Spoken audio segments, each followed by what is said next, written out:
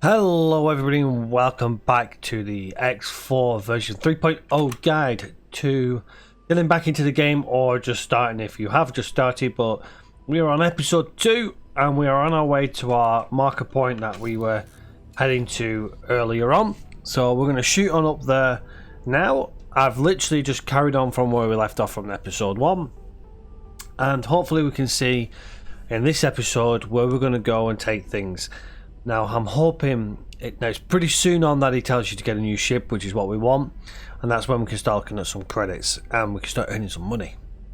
There's a couple of things I'll point out that we will go into more detail to. I'm currently evaluating what equipment we will need to make the most of this location. Let's just slow it down. Space here is wounded, with a scar in its fabric which seems to have healed multiple times. There is no record of any abnormal activity at these sites. To everyone else, this is simply an empty area of space. In my search for signals from long-lost boron, I have detected multiple scars in space which continue to spew a multitude of particles and radiation. In a bustling sector such as this, it would only be seen as background noise. However, some of the noise seems to have artificial form. We are going to tear this scar wide open and peer inside. Of course, the universe is a fickle thing. One miscalculation and we may well destroy the whole system. Ha! Such stakes make this all the more exciting. Before we get started, allow me to reimburse you for your help so far. I do hope the Split don't mind me using their credit account to help fund our venture.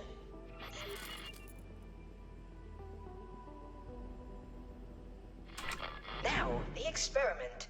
You will first need to place a satellite around this area in order for us to better understand its nature and how best to provoke the anomaly. I suggest you also deploy a resource probe so that we can see how the anomaly has affected the local environment. You should be able to acquire these deployable items from stations which offer upgrades. I know of such a station near your location. I will add the information to your map. Okay, so as we did earlier, we were dropping the nav beacon when it lets us do it. We dropped the nav beacon. We also could drop resource probes and satellites. Must be precise. Okay, yep. So we need to... We're in the area anyway, so I'm presuming this is precise enough. But there's a couple of things, and this gets you just used to doing things, well, its kind of way, but it doesn't just explain what it's actually doing and why. Satellites allow you to track movement of any fleet, friendly or enemy. It basically gives you a view of the map in that area where the satellite is. Very useful to have near jump points, because you can see obviously where people are jumping in and out. So bear that in mind. We'll go into a little bit more detail about the satellites and resource probes when you're deploying them with ships that you're not controlling, because that's the easier way of doing it. You don't want to be flying around dropping these things yourself. It just takes forever to do and quite laborious. So, well, unfortunately we have to do it for this. So the first thing we're going to drop is the satellite like it asked us to do. So we'll get that head there. Good work. I'm receiving a much clearer signal from the tear. Almost immediately, I can see that there are far more gravimetric shears here compared to any other anomaly ever documented. That indicates mass. But of what? This shows some similarities with a jump gate event horizon. But there is something else. Could it be a temporal distortion? Perhaps dimensional? Very interesting. Would you please deploy a resource probe in this specified area? I'm curious of this environment. Okay, so again, it's asking you to do something and not really giving you an explanation as to why you're doing it. It's kind of giving you the story version of it. When you drop resource probes, it will tell you within its range what that resource probe is picking up in terms of resources. So we want to slow down. Nope. So if you drop it in a gas cloud that has ice in it, it'll obviously pick up that it's got ice and it'll tell you the ice. And I'll show you on the map what that looks like. So we'll drop one here again. And then hopefully... Able to see the yields of the resources in the area, should you wish to extract them. As for our research, it seems that nearby objects are covered in exotic particles, possibly spewed from the anomaly. I hate to be a bother, but I have an idea on how to proceed. We will need a ship to be flown to a very precise location near the anomaly. If we fit the ship with the right equipment, we may be able to open the tear wider and have a better idea of what is on the other side. This will likely end up in the ship's destruction, so I will help cover the expenses of acquiring a new ship for the task.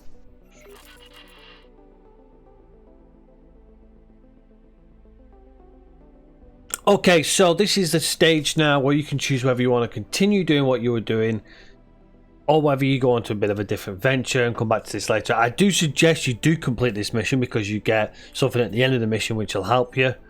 And it's kind of the main storyline, which is, you know, what you want. However, I'm going to show you a little something you can do with the credits that he's giving you to get us going, hopefully, on a bit of a bigger venture. Something you can do without actually continuing the story. And that's where we're then going to take our guide, and that's where we're going to be hopefully picking up on a few things. But right now, as I mentioned, the resource probe is exactly as I described. It shows you what is in the area it's picking up, and that's quite useful to know, because when you come to doing stuff like mining, certainly if you're going to be using automated mining stuff, you can kind of direct them to certain places, and that'll help. Obviously, you can see in this area here, we've got a lot of enemies here. Bear this in mind when you're doing your stuff. Try and pick an area that's a little quieter. But what I'm going to do now is I'm going to fly us back to when I can get to it. Here we go. I'm going to fly us to the Argon shipyard.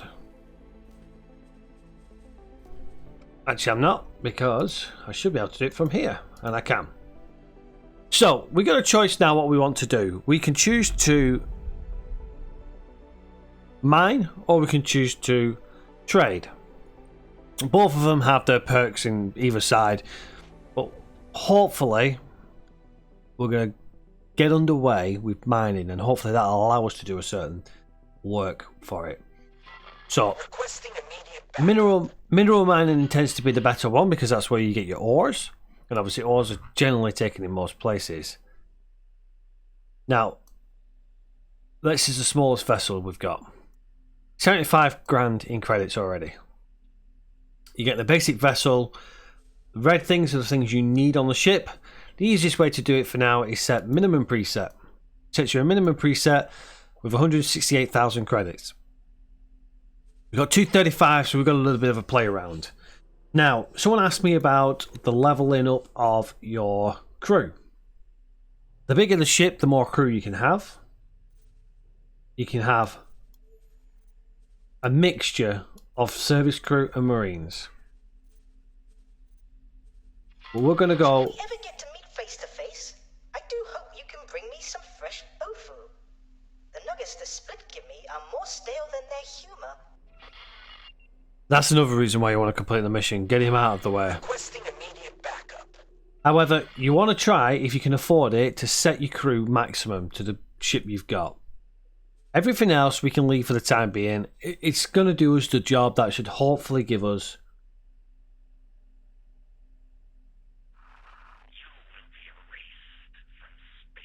Okay, yeah, not a problem. They're struggling for workforce, that's not a problem. I was just reading what that was saying. So, the reason why you want to try and get a crew up as much as you can is because this ship's going to be your first ship. If it survives long enough, it'll level up that crew. It'll progressively generate XP for the crew. And then you can then assign that crew to a new ship, and they're already higher level. And that's how you gain higher level on the people. You've also got a chance to get higher crew from the selection that you're picking up. So here you're going to have 1 pilot, 3 crew members. Requesting immediate backup. One of them may be higher than the rest of them, and he will automatically be promoted to the pilot. But that's what we've got. It's a basic thing. We've got a basic scanner. The one thing I would suggest you get, if you can afford it, is the docking computer. If you get the second one, which we can afford. We'll afford it. We'll risk it. Is the better one because it means it'll just fly in and it'll dock it straight away. Even the AI struggles with the Mark 1. Everything else is just standard. We don't need to worry about stuff like that. They've got the mining drills. No, it's not got. Sorry, it's not got mining drills. It's not got any weapons. I don't think. No weapons. So it's undefended. Requesting immediate backup. We don't need to worry about anything else. Just use the minimum preset for now. We just want this to try and make us some money. Oh, this is a miner. So where's its mining things?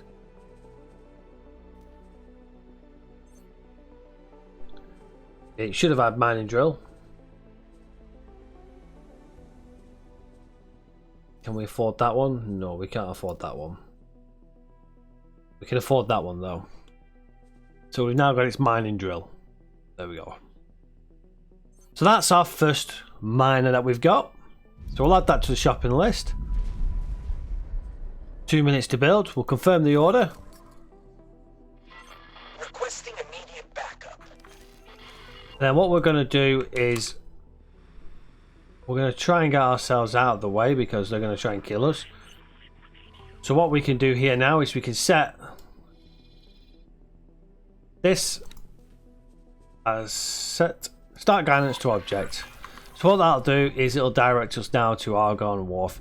I just want to get out of the way of here. We can worry about everything else later on, but let's get out of here. So I'm not going to go to the wharf, and while it's building the ship, we're going to teleport ourselves over there. For you guys, it'll be a moment. For me, I'll have to travel there. But I'm going to get myself into a safe zone, and then I might pull over once the ship's been built, and continue our second part of this episode. And welcome back everybody, and as you can see we're coming into the wharf and you can see our ship on the right hand side there. That's ready for us, so we're gonna land ourselves in the dock and then we can concentrate on what we want to do, and you'll understand what I mean when we get to it. There we go. Got ourselves landed in nicely here. Boom, there we go. We're in landed nice and safe. Okay, so we've got no fear. We've got no fear of... Welcome. Yeah. We've got no fear of enemy contact here. And our other ship's on the other side. But for now, I'm going to pop myself into a little bit of a quieter area. See what we can get to. So let's go to Trader's Corner. Hopefully they'll be a little bit quieter today and we can deal with some stuff. But it's not that quiet, but there we go. A little quieter. Okay, so we're going to open up our map.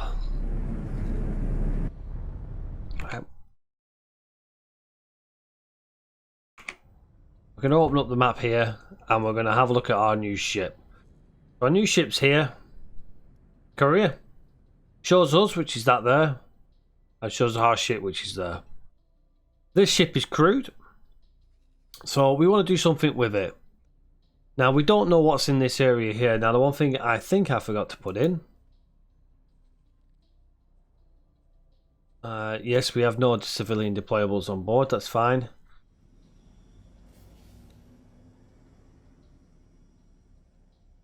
What we can do. That's the redesign, we don't want that. But what we'll do is if we select our courier ship, property owned, courier, we can go to information, tells us about what we've had, shows our crew skill. This is the XP that we were discussing. Our combined skill, so that's of all the captain and the fleet that are on board. But what we can do, we can have a look at our crew if we want to. So it gives you all the levels. As you can see, our pilot is the higher one of the lot. He's got a 1 star. The rest of them are all 0 stars or slightly in. Our loadout, which we've got, obviously it's just a miner. It's behaviour.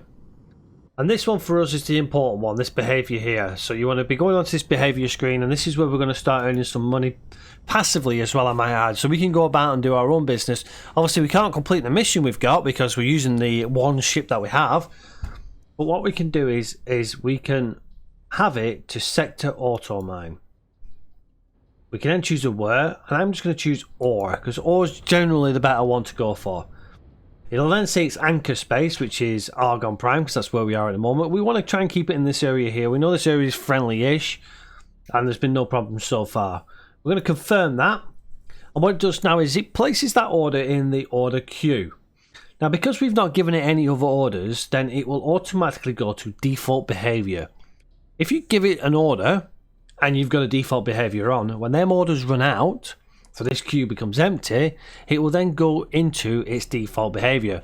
Very important to note that, because if you need something doing, you can break the default behavior, give it something to do, and then basically forget about it, and it will go back to what it was doing originally. But as you can see here now, it's launched itself. It's going to go off now, it's going to find some ore to grind, and it's then going to try and deliver that. Now we've spotted a couple of places here, and we've got an ore refinery already. So we already know this refinery is going to take ore for us. But it needs ore and energy cells. There is no ore, and if we got some energy cells, it'd refine the metals as well, so you get refined metals. So what you can do is you can get yourself a bit of a trading system going just from this one ship. And that's what we're hopefully going to be able to do. So we're going to concentrate on getting the ore for the ore station, for the ore refinery. We're then going to try and get a ship to travel and collect energy cells. Then what we're going to try and do is do a bit of a triangle. We're just going to collect energy cells, sell them to this refinery, pick up the refined metals from this refinery, and deliver it somewhere else. And that's where you're going to start making your money. Now this will only give you a little bit of money because we've only got small ships, so we're only taking small amounts. But hopefully it'll earn you some credits along the way, and that's what we're going to be covering in one of the later episodes on how to actually properly do trading and how to make it profitable, because there's various ways we can do it. But as you can see, that refined metals in red means it's not got the resources, so it needs these resources. Ore is one of them, so it will buy the ore off us, and at the moment it'll probably give us a good price as well. That's just a quick overview of that. And what we'll do now is we'll let our ship go out there. We can either keep an eye on it. It'll tell us what it's doing. I'm not sure why it's telling us it's going here, because it's not, because it's actually going over here to mine some ore. That's usually telling you where it's going to. It's on mine resources, so it's right. Must mean it's mining resources within this area, so it looks like it's in a bit of a circle. Now it is mining resources anyway. Disappeared then. You can tell it's mining resources because it's just by this little red sector here. Now what we can do is we can go out there, we can drop ourselves a satellite there. A resource probe there, and we can see what it's actually got. But it's mining there, it's going to likely be ore. And if we actually have a look in the information here,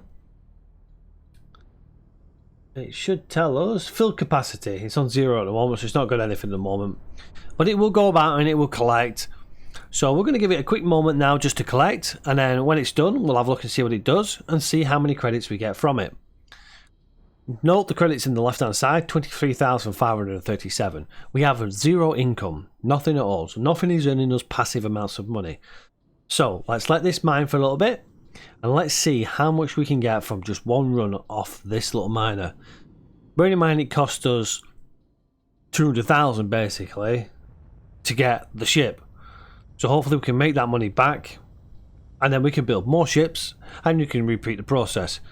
But be very, very careful by doing this. Don't get all of your ships doing ore, and don't flood the area too much, because if the area is flooded too much, the value of what you're selling on your current ships is, why is that asteroid lodestone? Not sure why it's not picked that up.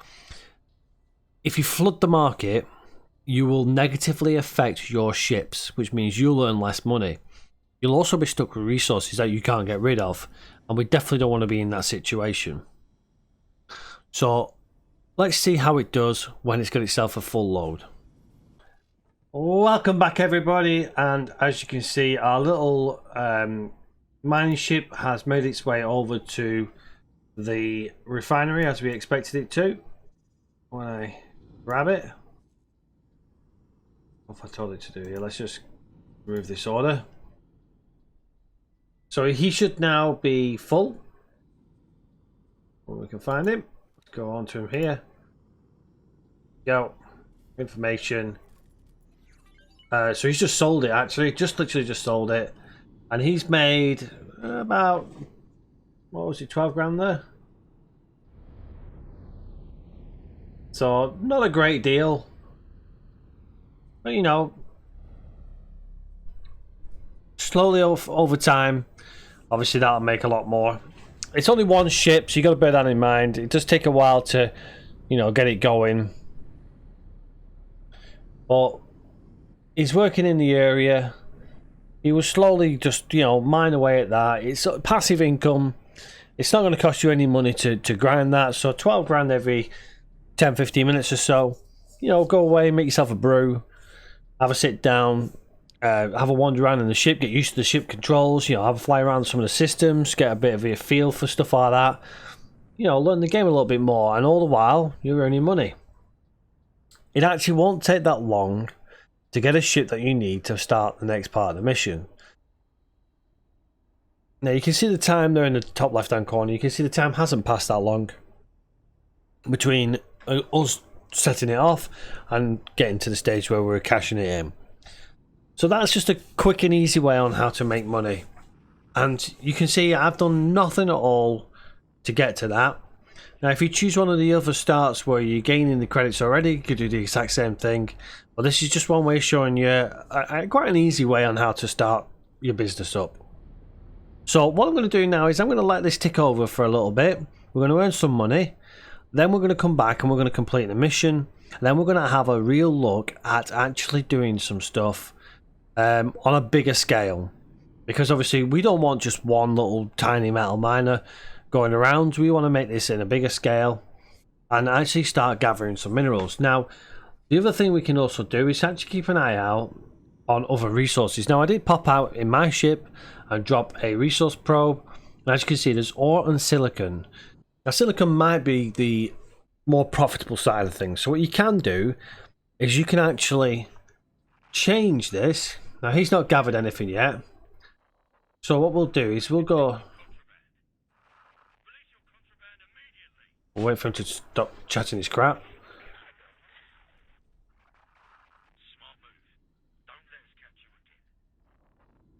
So what we can do is we can change our word to silicon.